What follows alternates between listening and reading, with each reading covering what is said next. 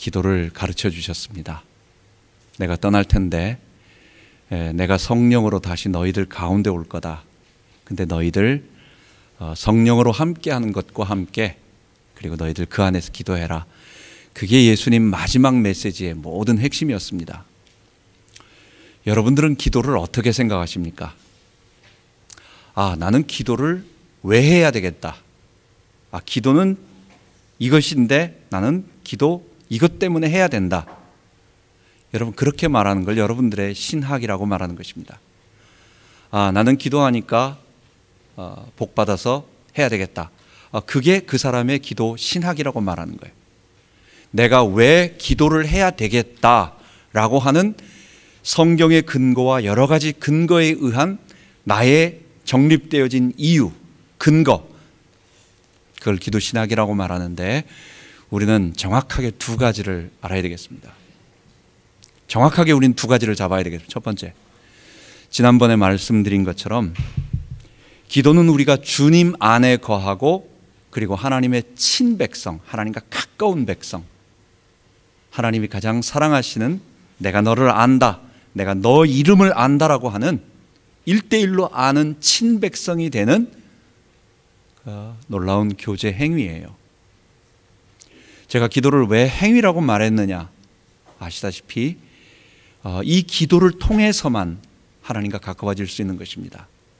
우리가 객관적으로 아는 것은 딱 길을 아는 것이고 내가 바깥에서 아는 거예요. 그러나 그 사람과 접촉을 할 때, 그 사람과 만나서 시간을 보낼 때, 그 사람과 서로 공통점을 나누고 그 사람과 만나보고 접촉하고 그 사람과 인격적인 교감이 이루어질 때 친해지는 거예요.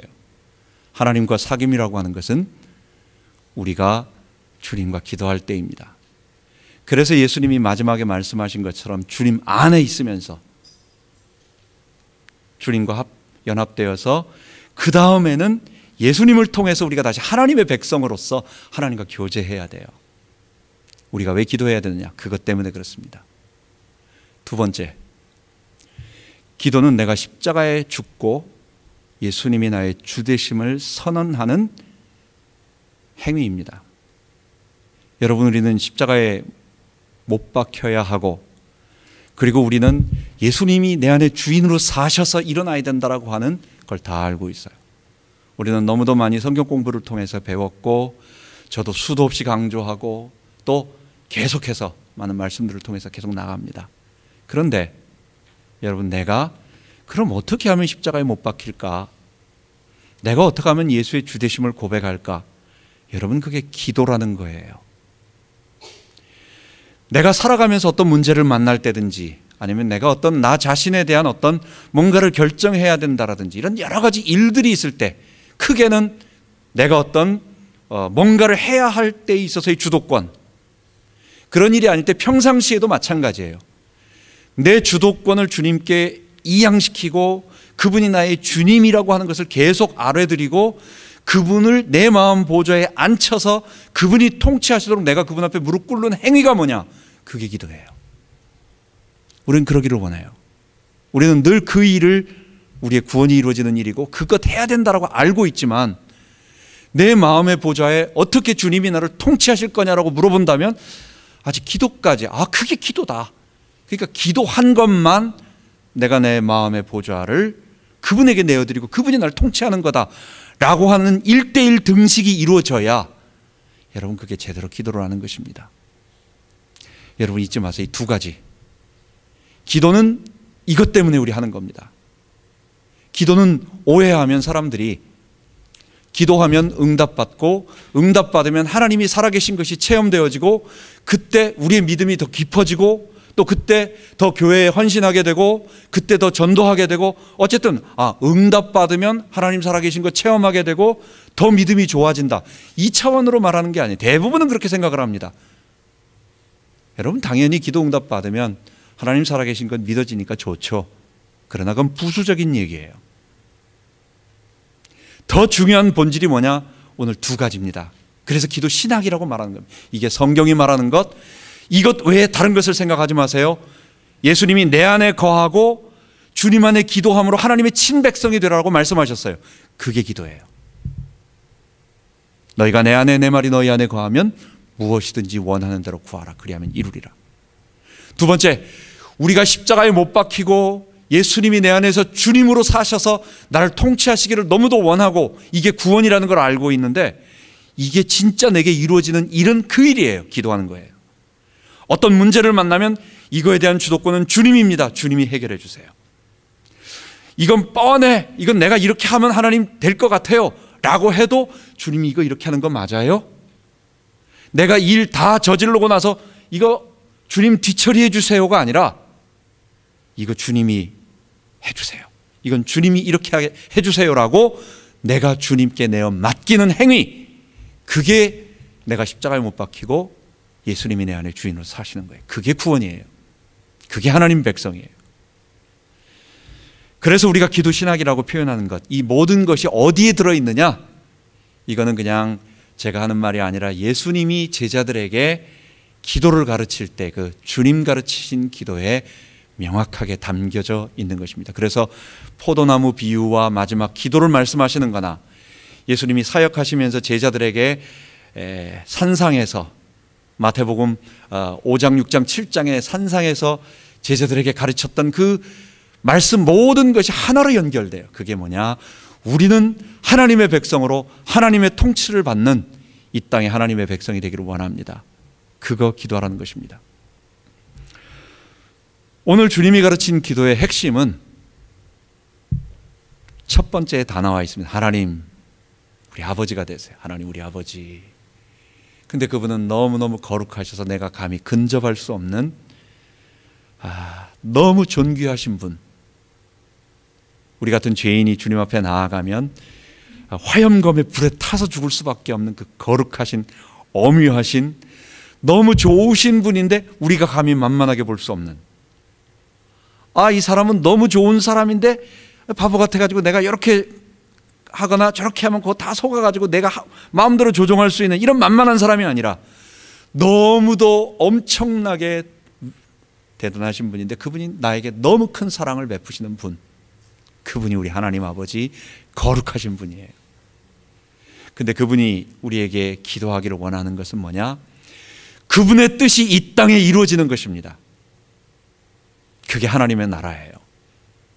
우리의 삶의 모든 목표, 내가 왜 살아야 되느냐? 내가 무슨 일을 해야 되느냐?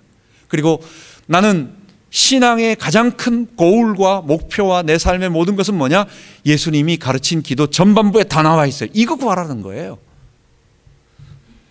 하나님의 뜻이 딱 하늘에서 이루어진 것 같이 이 땅에 이루어 주옵소서. 그걸 다른 말로 하나님의 나라가 이 땅에 이루어지게 하여 주옵소서. 여러분, 나라는 뭡니까? 주권, 그 나라 대통령의 령이 서는 곳. 대한민국에 있는 저기 광화문 옆에 있는 미국 대사관, 그 안에는 치유의 법권지대입니다. 그 안에 들어가 보면 미국 법의 적용을 받아요. 용산에 있는 미 8군 거기에도 가보면 아무나 들어갈 수가 없어요. 한국의 경찰이 거기 들어가서 범죄자를 잡지도 못해. 밖에 있는 건 잡을 수 있어도 못 잡아요. 뭐냐? 그것은 미국이란 말이에요. 마찬가지로 하나님의 나라라고 하는 것은 하나님께서 직접 통치하시는, 우린 보통 땅을 생각하는데, 우린 부동산을 좋아해가지고 자꾸만 영토를 생각하고 땅을 생각하는데, 더 중요한 의미는 하나님의 나라는 하나님의 주권이 미치는 곳, 하나님이 직접 다스려서 하나님의 백성이 살고 있는 곳. 사실 온 세계가 하나님의 나라지만 세상 사람들이, 하나님이 피조한 피조물들이 사람이 하나님을 반역함으로 말미암아 하나님께서는 이 세상을 떠나시고 사람을 멸망 가운데, 죄 가운데 그대로 놔두셨어요. 사망 가운데 가셨어요. 이 세상은 하나님의 나라가 아니에요. 이 세상은 그래서 사람의 죄가 지배하는 죄의 나라예요. 하나님이 아닌 사람이 다스리는 나라, 죄인의 나라, 사람의 나라, 그리고 사망의 나라, 그 배후에서 사탄이 늘 우리를 유혹하고 참소하고 공격하고 두렵게 만드는 그 사탄의 나라, 이런 세상 속에 하나님의 나라가 임해달라고. 건물 하나 만들어 놓고 하나님 요 속에 주님 가다 계세요. 하나님은 영이신데 거기 안 계세요. 왜 하나님이 그 답답한 온 우주 만물을 창조하신 그분이 거기 갇혀 계시겠어요? 하나님은 자기 사람들을 택하셔서 그 사람들 가운데 거하시며 그들을 통하여 하나님이 이루는 나라, 이 세상이 아담의 죄 때문에 멸망됐기 때문에 아담의 죄를 다 씻어내고 거룩한 하나님의 나라로 만들기로 원하시는 거예요. 그래서 1차적으로 하나님의 나라는 하나님의 백성들 가운데, 사람들 가운데 거하는 것입니다. 그렇다고 한다면 하나님의 나라가 이 땅에 이루어지게 하여 주옵소서. 다시 말해서 주님이 이 땅 가운데 왕으로 통치하여 주시옵소서. 하나님이 원하시는 뜻이 이 땅에 이루어지는 그런 나라가 되게 하여 주옵소서. 근데 그건 사람이 그렇게 해야 돼요. 그래서 우리 속에 주님이 우리를 통치하여 주옵소서. 이 기도가 뭐예요? 결국은 아까 말한 것처럼 우리가 주님 안에 우리의 것을 드립니다. 주님이 우리 안에 주인이 되어주세요. 내가 주님 안에 거하여 하나님의 거룩한 백성이 되겠습니다. 하나님이 우리 왕이십니다. 나는 하나님에게 순종하는 백성이 되겠습니다. 그거 말하는 거예요. 이 하나님의 나라라는 단어 속에 다 들어있는 거예요. 우리가 십자가에 못 박힌다, 우리가 예수의 주되심을 고백한다, 부활 생명이 내 안에 들어있다, 우리는 새하늘과 새 땅이 이곳에 임재한다, 영생의 축복이 있다, 많은 말들을 다 하는데 그 모든 말들이 어디에 들어있느냐? 하나님의 나라. 그걸 우리는 구원이라고 말하고 이 구원을 가져다 주시기 위하여 예수님이 십자가에서 죽으시고 부활하신 것입니다. 그 사실을 복음이라고 말하는 것입니다. 그래서 우리는 주기도를 기도할 때마다, 주님 가르친 기도를 고백할 때마다 우리는 우리가 지금까지 기도 신학이라고 말한, 성경이 말한 그것에 다 그 속에 들어있다는 것을 알게 되는 것입니다. 자, 이 기도를 하면서 우리는 이 주기도 속에 다 들어있는 내용이 있습니다. 그 한가운데에 일용할 양식을 주옵시며 라는 기도를 주님께서 우리에게 하라고 하고 있습니다. 일용할 양식은 늘 우리의 삶에서 필요한 것을 공급받게 해달라라는 중요한 내용도 있지만, 그런 내용도 있지만 그것보다 한 가지 더 들어가야 할 내용이 있는 것 같습니다. 그것은 우리 사람들 속에, 모든 사람들 속에 두려움이 있어요. 그리고 수치가 있어요. 죄라고 하는 것과 이 죄가 가져다준 두 가지가 있어요. 죄와 수치입니다. 이 죄 때문에 두려움이 오고 두려움이 우리에게 수치를 만들어줘요. 에덴 동산에서 아담과 하와가 하나님의 거룩한 백성이었을 때는 그들에겐 두려움도 없었고 수치도 없었습니다. 에덴 동산에서 하나님이 창조하시자마자 그 다음에 마지막 날 아담과 하와가 선악과를 그 다음에 이렇게 다 하나님의 일들을 한 다음에 바로 타락해버렸느냐? 아니에요. 아담과 하와는 많은 동물들의 이름들을 다 지었어요. 그리고 아담이 창조되고 난 다음에 그런 일들을 다 하고 나서 또 한참 있다가 하나님이 보시니까 독처하는 게 안 되겠다. 그래서 하와를 만들어주셔서 또 한 몸을 이루게 하셨어요. 이런 과정들은 하나님이 아담을 창조하시고 다음날 바로 타락해버리는, 2장에 창조가 나오고 3장에 타락이 나오니까 그 사이에 그냥 아무 기간이 없는 것 같지만 그렇지가 않아요. 아담과 하와는 그래서 어느 정도 상당 기간 동안 하나님의 거룩한 백성으로 에덴 동산에서 하나님과 동행하며 거룩한 모습을 가지고 있었어요. 여러분, 그 기간을 사는 동안 아담과 하와는 부끄러움이 없었습니다. 그런데 죄를 범하고 나니까 이 죄가 우리에게 수치를 가져다 주고 그 수치가 결국은 하나님의 두려움에서 나오는 거예요. 하나님으로부터 멀어진다라고 하는, 내가 영원한 심판을 받게 된다라고 하는, 나의 창조주를 거역했다라고 하는 그 죄책감, 그 죄에 대한 두려움, 그리고 그 죄가 나를 수치스럽게 만드는 거예요.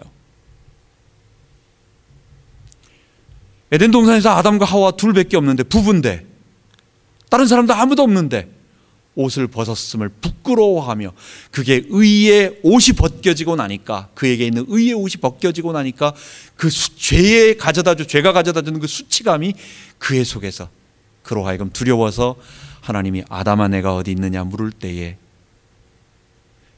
죄진 애들은 이름만 불러도 두려워가지고 무서워서 딱 숨는데, 죄 없는 애들은 나 여기 있어요 당장 나가가지고 뭐 상 줄까 봐 그러는데, 아담과 하와는 나무 뒤에 숨어서 내가 두려워서 숨었나이다 라고 말하는 것입니다.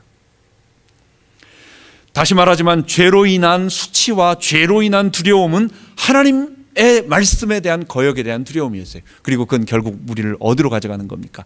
그게 사망의 형벌이 우리에게 있다라고 하는 두려움입니다. 여러분과 제가 살아가면서 여러 가지 일들과 문제를 당합니다.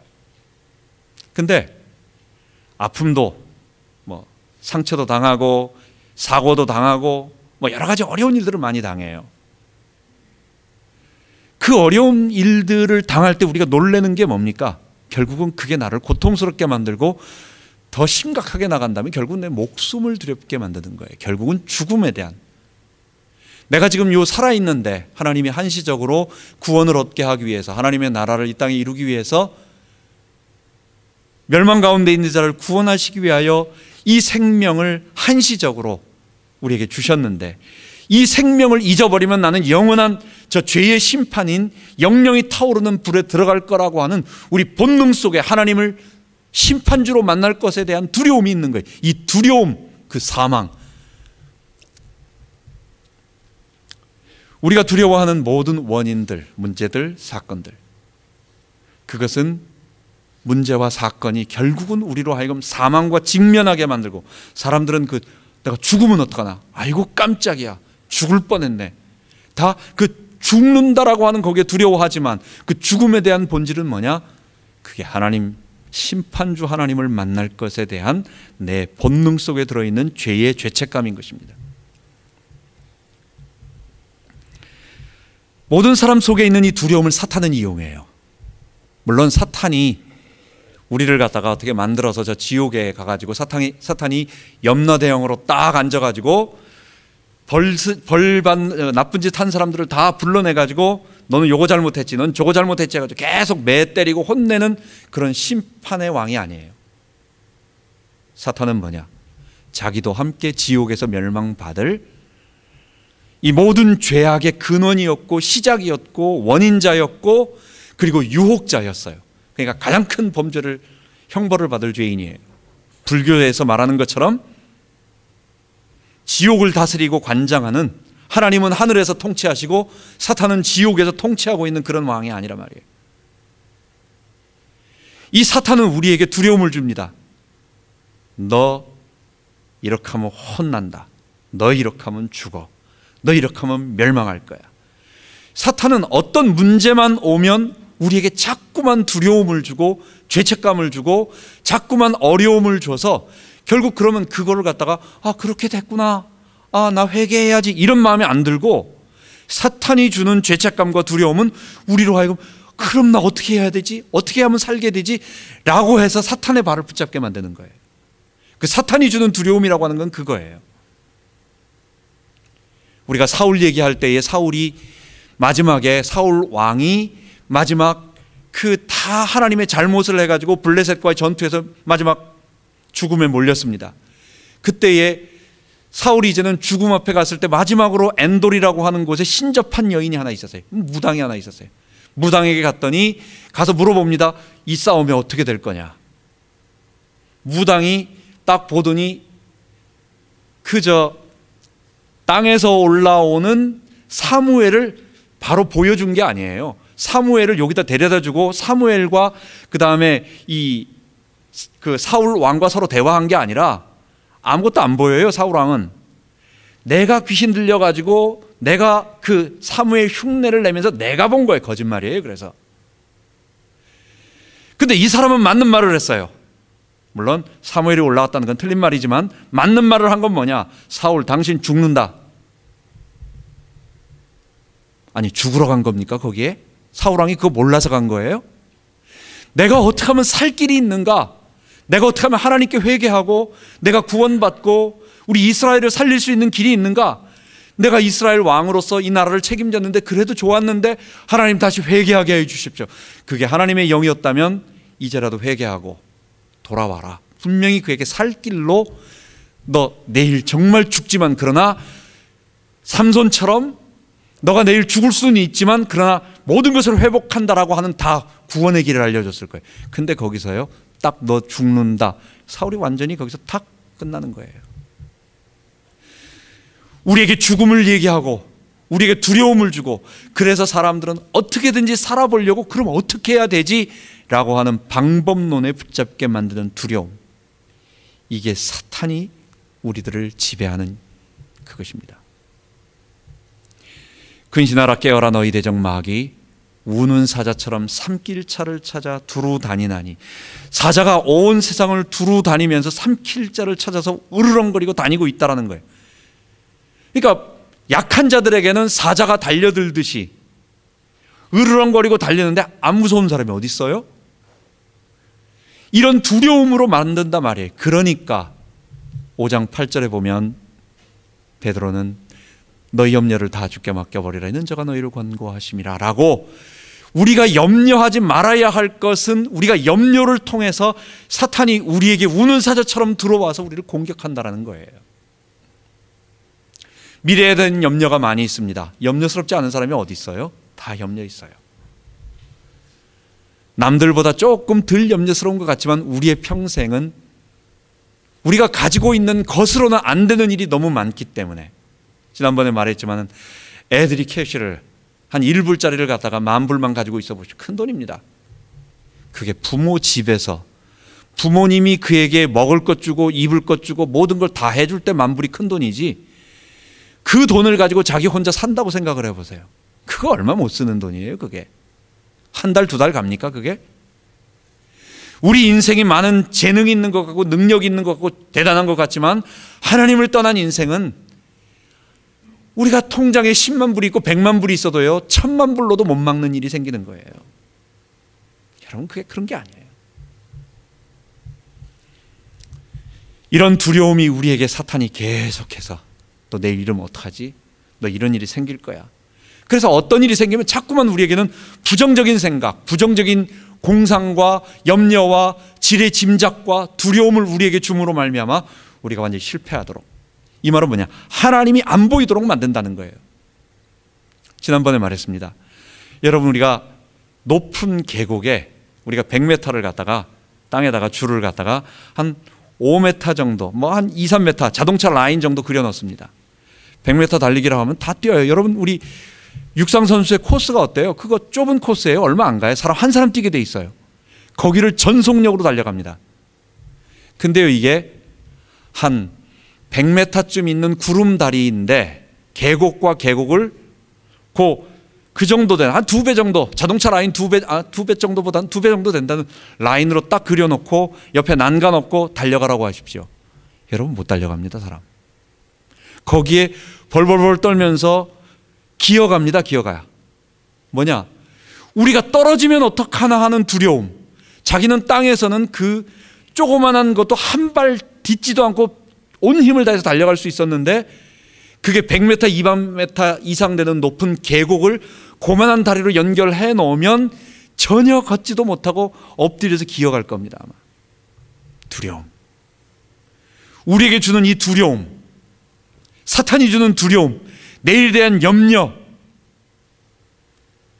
사탄은 그것을 통해서 너의 하나님이 너를 통치하지 않아 하신다. 너는 네 스스로 먹을 것을 가져야 안심되는 거다 라고 계속해서, 그래서 그 두려움을 이기기 위해서 우리가 이 땅에서 문제의 거의 80%가 뭡니까? 그게 돈입니다. 돈이면 해결됩니다. 80% 정도. 물론 그것으로 행복이나 우리의 생명이나 무슨 뭐 우리의 마음의 가치나 아주 중요한 건 못하지만, 그러나 필요한 것, 불편한 것의 80%는 해결이 돼요. 그러니까 그걸 내 주머니에 넣어놓으면 안심이 돼요. 하나님보다도, 하나님은 멀리 계시고 내 주머니에 돈이 더 나를 도와주는 그것이 되기 때문에 그것만 추구하는 것입니다. 그래서 예수님이 일용할 양식을 구하라는 것입니다. 하나님께서 이스라엘 백성을 애굽 땅에서 불러내신 이유가 있어요. 애굽 땅은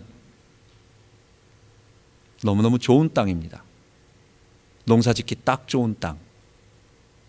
그 강이 지금까지 흘러가고 있어요.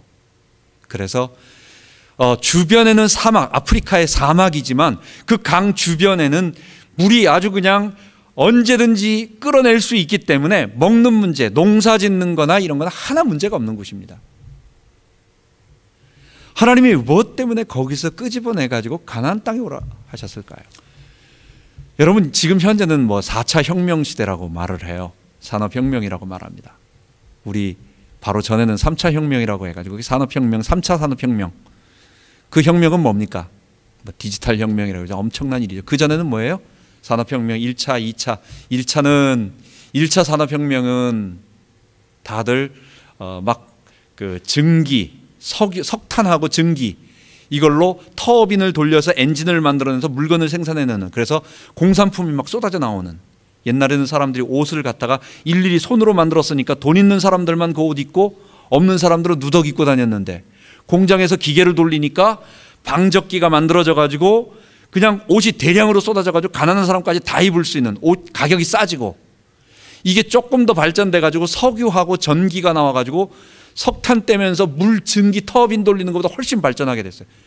이 산업이 하나 더 발전된 게 뭐냐? 이제는 디지털로 인해 가지고 그냥 정보가 엄청나게 쏟아져 나오는 거예요. 지금은 뭐 AI. 여러분, 그래서 야, 이거 정말 세상이 엄청나게 발전됐구나. 하지만 모든 혁명 중에 가장 중요한 혁명은 산업혁명이 아니고 농업혁명입니다. 먹고 살아야 되는 거예요. 문명은 어디서 나오느냐? 농업혁명에서 나오는 거예요. 에덴 동편으로 떠나가던 인류가 오늘 먹을 거 없으니까 또 가서 준비해야 돼. 오늘 가서 또 고기 잡아 먹어야 돼. 수렵해야 되고 채집해야 되고 어로 고기 잡아야 되고 물 뭐 따 먹어야 되고 하루하루 근근히 먹는데, 이때는요 무슨 뭐 문하고 뭐가 아무것도 없는 거예요. 근데 가다가 신할 평지를 만나게 됩니다. 그리고 조금 더 가다가 비옥한 두 강 사이에 물이 풍부하니까 자연적으로 자라고 있는 야생 밀을 발견하게 돼요. 거기에 정착한 거예요. 그래서 최초 문명이 메소포타미아 문명. 그건 뭐냐? 무한대로 먹을 수가 있는 것이 자연적으로 자라나고 따먹고 거기다 심으니까 또 자라서 떠나지 않아도 먹는 문제는 해결되는 거라. 그래서 고대 문명에 처음 나올 때 발굴되는 게 뭡니까? 뭐 빗살무늬 토기 뭐 이런 거 나오잖아요. 그게 곡식 담아 놓는 거예요. 곡식 담아 놓는데 그냥 투박하게 이렇게 만드는 것보다 그래도 뭐 이렇게 줄 긋는 게 좀 더 이쁘다 그래가지고 사람이 뭐 이제 기능보다 처음에는 우리도 다 기능이면 되는 거예요. 근데 갈수록 이쁜 거 찾아요. 그게 이제 그 기능보다 더 이쁜 게 더 좋아. 그래서 좀 더 예술적인 거. 그러니까 토기가 점점 무슨 무문 토기가 아무 무늬가 없다가 조금 배부르니까 뭐 빗살 무늬 뭐 이런 거 좀 그려보고 뭐 이렇게 하다가 제일 중요한 게 뭐냐? 먹는 문제.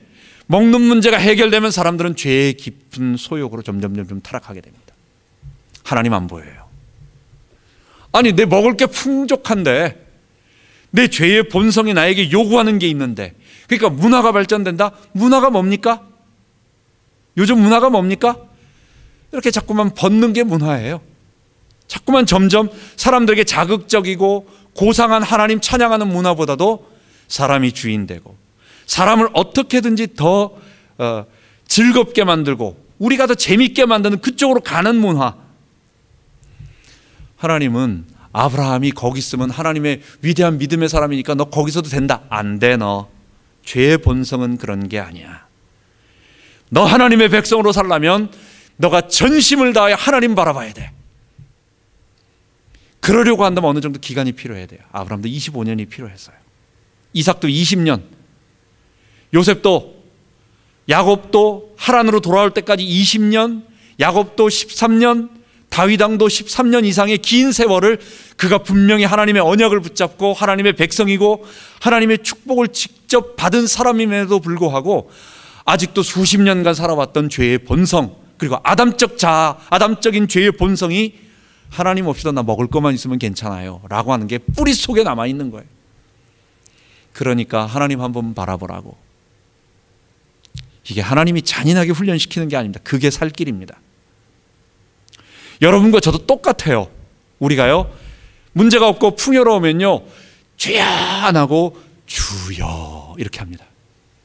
교회 나올 때도 처박처박 안 나오고 한 발자국 뒷짐지고 나옵니다. 하나님 잘 믿어요. 예수 믿습니다. 하나님 거부하지 않아요. 근데요, 이게 죄의 본성이라는 게 하나님과 나와의 관계가 좀 그래요. 하나님 우리에게 완전히 그래 넌 됐어. 그래. 하나님이 완전하게 우리를 훈련시켜서 안심할 때까지 이스라엘 백성은 40년 동안 훈련시켜가지고 그래도 안 되더라고. 이게 안 되더라고. 가나안 땅에 들어가도 안 되더라고요.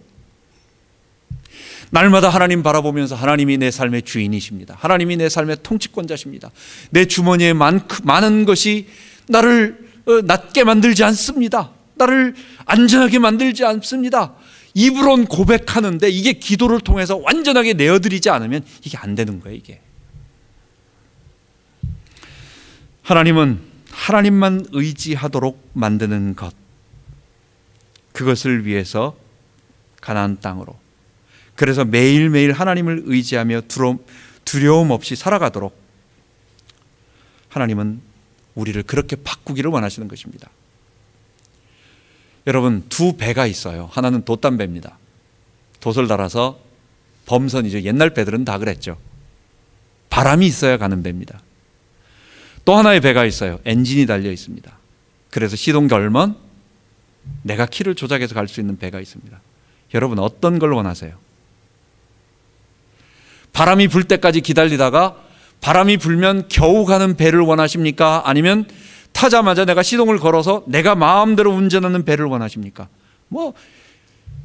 그 모형으로 놔둘 사람은 범선을 원하고 정답을 알고 있는 사람은 범선을 원한다고 말할지 모르지만 대부분 사람들 99.99% 다 내 삶을 내가 원하는 대로 내가 동력을 가지고 내가 가고 싶은 데 가고 싶다고 얘기하는 거예요. 다. 하나님이 바람 불 때까지 나 기다리고 싶지 않아요. 하나님이 가라고 하는 곳에, 바람이 불어서 가라고 하는 곳에 나 가고 싶지 않아요. 나는 내가 운전해서 내가 원하는 데 가고 싶습니다. 이게 사람입니다. 이걸 죄라고 말하는 거예요. 근데 그렇게 가면 어떻게 됩니까? 죄의 열매를 얻어요. 여러분, 요즘은 유튜브로 인해서요, 사람은요 자기가 원하는 것만 봅니다. 사람은 내가 듣고 싶은 것만 듣고 내가 보고 싶은 것만 보려고 하는 죄의 본성이 있어요. 그게 우리 속의 본성이에요. 근데 유튜브가 이걸 딱 맞춰줘요. 수많은 정보가 쏟아져 나오고 수많은 얘기가 나와도 사람들은요 다 보는 게 아니에요. 진짜 진실이 뭔가 해가지고 이 사람은 이렇게 말하는구나, 저거는 저렇게 말하는구나, 그래서 이게 맞는 거구나 하지 않고요, 자기가 좋아하는 것만 딱 보고 거기에 결정 내려서 맞아, 이게 맞다고 말하잖아. 근데 그거는 내가 원하는 거예요. 사람이 점점 편향성이 갑니다. 더 고립되고 더 사고가 편협해지고, 그게 죄의 본성을 가장 자극해주는 유튜브, 내가 원하는 것만 봅니다. 하나님은 그걸 하지 말라는 거예요.